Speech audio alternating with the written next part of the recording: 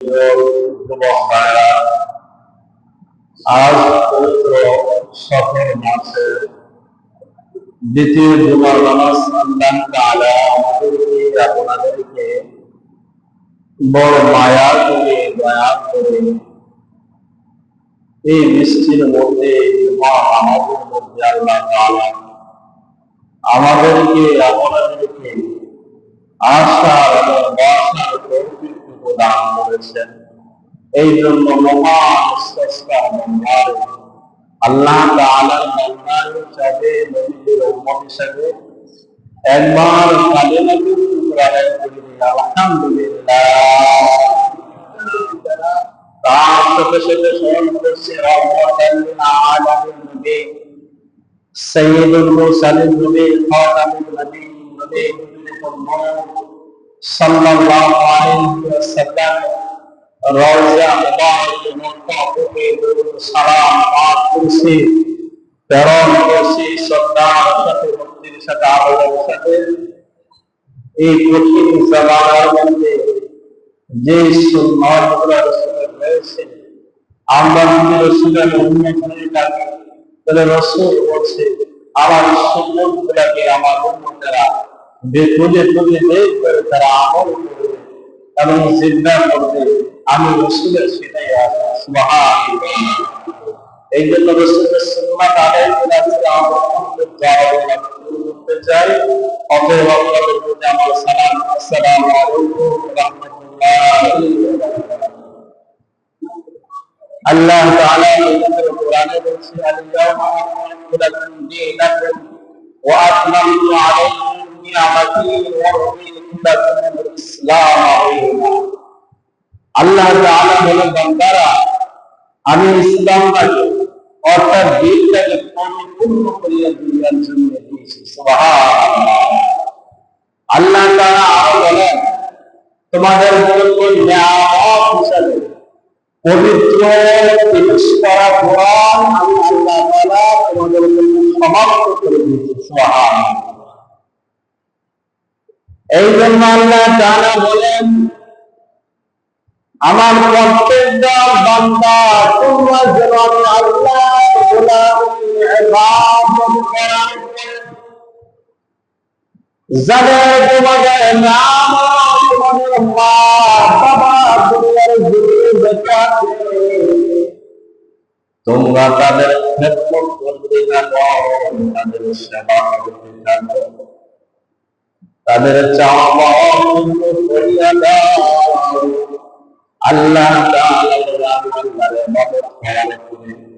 যদি তোমাদের নিয়ামত তোমাদের সন্তানদের জন্য পিতা মাতা যারা বেঁচে আছে তারা হচ্ছে আল্লাহর নিয়ামত। এই জন্য আল্লাহ আমার ইবাদত করার পাশাপাশি তোমাদের যে পিতা মাতার ছিলেন দুনিয়ার জমিনের আবেদন তোমরা যেন পিতা মাতার খেদমত করো, তোমরা যেন পিতা মাতার সেবা করো, এইটাই হচ্ছে আল্লাহ তাআলার হুকুম। এই জন্য আল্লাহ তাআলা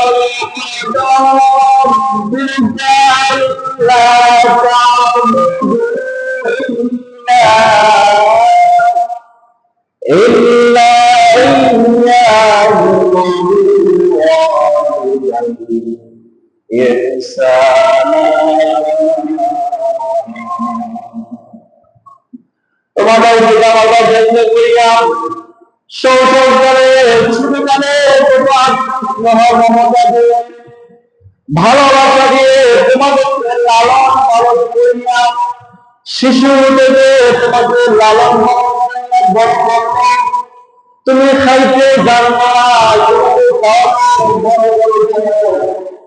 বিনা স্বার্থে পিতা মাতা স্বার্থ ছাড়া তোমাকে ছোট থেকে বড় করবে। আল্লাহ বলে ও সন্তানরা জন্ম করিয়া ছোটকালে থেকে পৌঁছে না তোমার পিতা মাতা বিনা স্বার্থে তোমাকে লালন পালন করিয়া বড় করবে।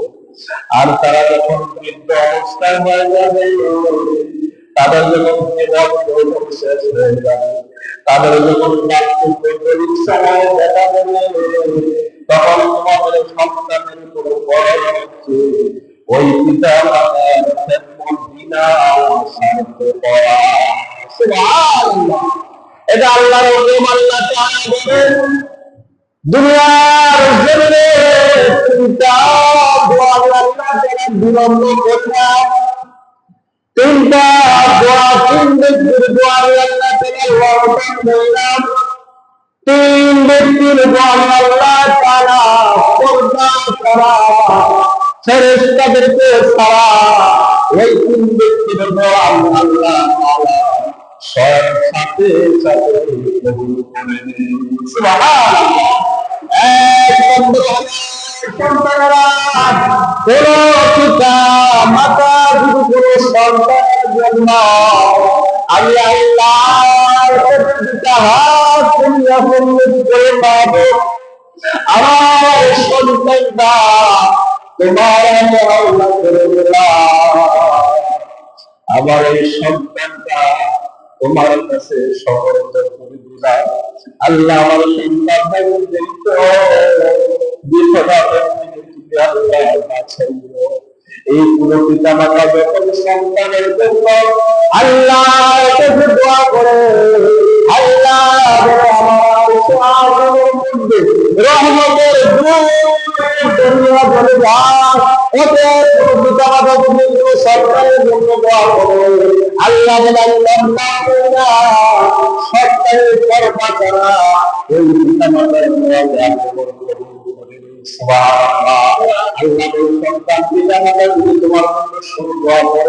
সাথে সাথে আমার আল্লাহ কবুল করি।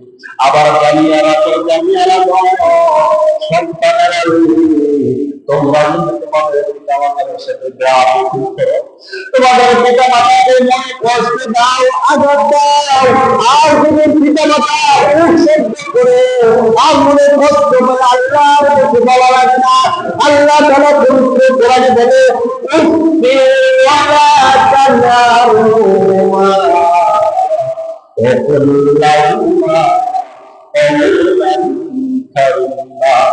ও বান্দারা কোন পিতা মাতা যদি বড় করা লাগে না, অভিশাপ দেওয়া লাগে না, পিতা মাতা যদি সহ্য করে আল্লাহ সন্তানের ব্যবহার মা কষ্ট পেলাম, সন্তানের আচরণ মা কষ্ট পেলাম, সন্তানের ব্যবহার বাবা কষ্ট পাইলাম। অতএব সন্তান যেই সময় ব্যবহার করাই ছিল, সন্তান যেই সময় আল্লাহ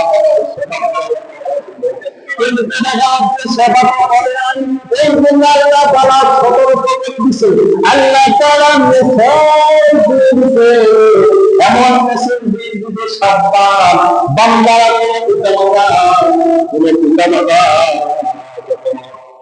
কোন সন্তানের ব্যবহার আচরণ দেখা মানুষ আল্লাহ কেন বললেন সন্তান পিতা মাতা সন্তানের আচরণ ব্যবহারে আল্লাহর কাছে বরদোয়া করে না, বরদোয়া করা লাগে না। মনে যদি একটু শব্দ করে একটু ব্যথা পায় তাহলে আল্লাহ তাআলা বলে ও আমার বান্দা তুমি নিজের জীবনের শুরু থেকে শেষ পর্যন্ত সবকিছু করো, কিন্তু পিতা মাতার মনে কষ্ট দিছ আমি আল্লাহ তোমার নামাজ চলে গেছে। এমন আল্লাহ তাআলা পিতা মাতার সেবা করতে হবে, এটা আল্লাহ তাআলার নির্দেশ। এই জন্য সন্তান যারা আছে, পিতা মাতা মা বাপ যাদের আছে, আল্লাহ তাআলা বলছেন সন্তানের জন্য পিতা মাতা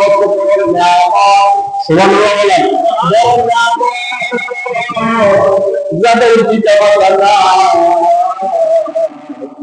ওই সন্তান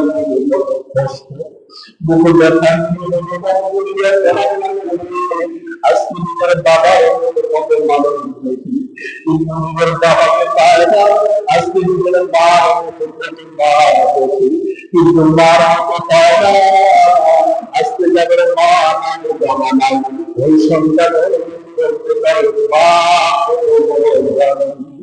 মা কত বড় না বাবা নাই এই জন্য আল্লাহ আমার বান্দারা হে সন্তানরা তোমরা সাবধান হয়ে যাও, যদি পিতা মাতার খেদমত করে তাদের সেবা করো, তাদেরকে যদি রাজি করতে পারো, আর তারা যখন আমি আল্লাহর কাছে দোয়া করেছি, আমি আল্লাহ তাআলার সাথে সাথে দোয়া করি। আবার কোনো সন্তানের আচরণে ব্যবহার পিতা মাতার মধ্যে কষ্ট পায়, মানে ব্যথা পায়, তোমার নানান এই জন্য তাদের পিতা মাতা আছে, তাদের সেবা করার জন্য আল্লাহ তাআলা বলছে, এই জন্য বলছিলেন خدمت ما درد درمون سوزا خدمت ما درد درمون سوزا তাকে বাসি দরওয়ানা আল্লাহ বলেন পিতা মাতার যখন তুমি খেদমত করবা তখন আল্লাহ তোমার প্রতি খুশি হয়ে যাবে। সুবহানাল্লাহ।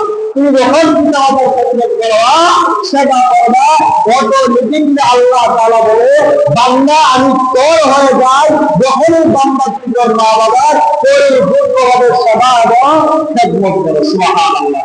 এই জন্য আল্লাহ তাআলা এক নম্বরে দুটো কথা সন্তান শুদ্ধ করুন, আর সাথে সাথে আল্লাহ তাআলা কবুল করে। দুই নম্বর ব্যক্তি হচ্ছে যিনি আমি কিন্তু অপরাধী না, আমি কিন্তু চোর না, কিন্তু ষড়যন্ত্র করিয়া কিছু লোক আমাকে চোর সাব্যস্ত করেছে, কিছু লোক অপবাদ দিয়ে আমাকে চোর সাব্যস্ত করেছে, আমার সম্মান আদায় করেছে। আল্লাহ তাআলা বলে দুই নম্বর ব্যক্তি হচ্ছে মাজলুম, অর্থাৎ আমি অপরাধী না, আমার অপরাধী বাড়ানো হয়েছে, আমি অপরাধী না, ষড়যন্ত্র করে আমাদের দোষী বাড়ানো হয়েছে। আল্লাহ বলে ওই ব্যক্তিটা মাজলুম, আমার কোনো অপরাধ নাই, কিন্তু সমাজের মধ্যে অপরাধ বাড়ানো হয়েছে, ওই ব্যক্তিকে বলা হয় মাজলুম। ওই ব্যক্তি আল্লাহর কাছে বলে আল্লাহ আমি অপরাধ করি নাই, আমি ভুল করে নাই, আমি খারাপ কাজ করি নাই, কিন্তু আমাকে অপবাদ দিয়ে অসম্মানিত যা কিন্তু করলো, আঘাত করলো, অত্যাচার করলো, নির্যাতন করলো, আল্লাহ দুনিয়ার মানুষকে আমি কতটা চিনতে পারবো না, কিন্তু তুমি একজন তো আল্লাহ আছ, তুমি তো সকল শক্তির শক্তি। আল্লাহ তোমার কাছে বিচার দায়ের করলাম, আমাদের জন্য কইয়া বিনা কারণে বিনা দোষে দোষী সাব্যস্ত করলো, তুমি মালিকের কাছে বিচার না, আমার বিচারটা আল্লাহ বলে বান্দা সন্তান হয়ে যাও। এই ব্যক্তিটা যে ব্যক্তির অপরাধী বানাইছে, দোষী তুলনা দোষী বানাইছে, এই জন্য ওই যাচাই বাছাই করি আপনি একটা ব্যক্তিকে অপরাধ দোষী সাব্যস্ত করবেন। তাছাড়া যদি আপনি অন্যায় করিয়া যদি আপনি দোষী সাব্যস্ত করেন, ওই ব্যক্তিদের মাধ্যম নির্দেশ হয় আপনি যে দোষী বানাইয়া আমার আল্লাহ মালিক আপনাদের শাস্তি দিয়ে। এই জন্য সাবধান বুঝে শুনে দেওয়া লাগবে, বুঝে শুনে তাহলে বিচার করা লাগবে, বুঝে শুনে কারো কাছে কারো উপর হাল প্রয়োগ করতে হবে, কথা শুনে বিনা দোষে করা যায় না। এই জন্য আল্লাহ রাসূল বলেছে